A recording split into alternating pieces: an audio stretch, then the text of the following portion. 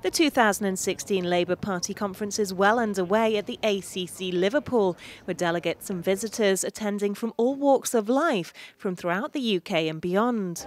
I'm here at one of the more controversial Labour Party conferences, where Jeremy Corbyn has defended his title as leader and remains at the top spot of the opposition party.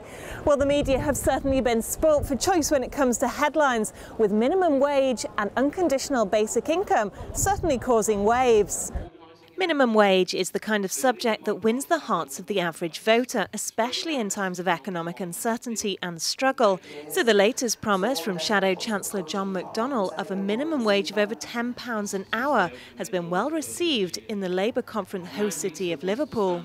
I actually think it's a really good idea, especially for people like carers. One of the main concerns, the trends that's happened over recent times, has been the widening gap between the richest in our society and the poorest in our society. So most of the people that this is going to affect ultimately are people on low wage incomes who need those extra pounds to actually put food on their table, educate their children and build a proper life for themselves. Lift people's living standards, to get economic growth in the north, and I think that a living wage, a proper living wage, is one important way in which we can do that. But is it affordable?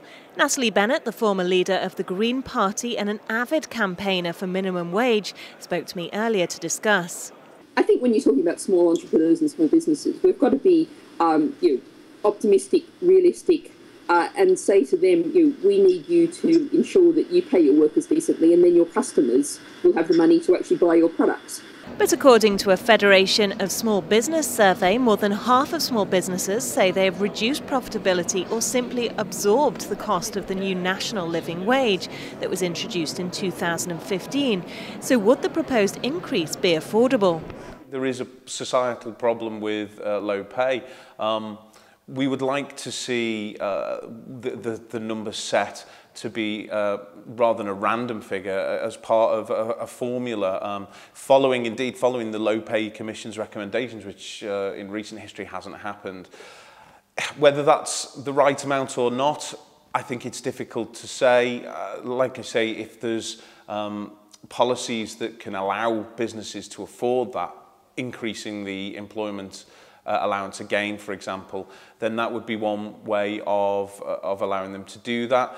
We've already seen, though, our members have reported cost increases over the last 12 months or so of 40%. So it's really a question of whether they can afford it, not an ideological argument. Manufacturing organisation EEF estimates £10 per hour would take the minimum wage to £19,250. And with add-on costs, this would rise to £23,000 to take on a new employee, begging the question if a boost in unemployment might be an unwelcome byproduct if this policy was passed. Jenny Hammond, Bay TV, Liverpool.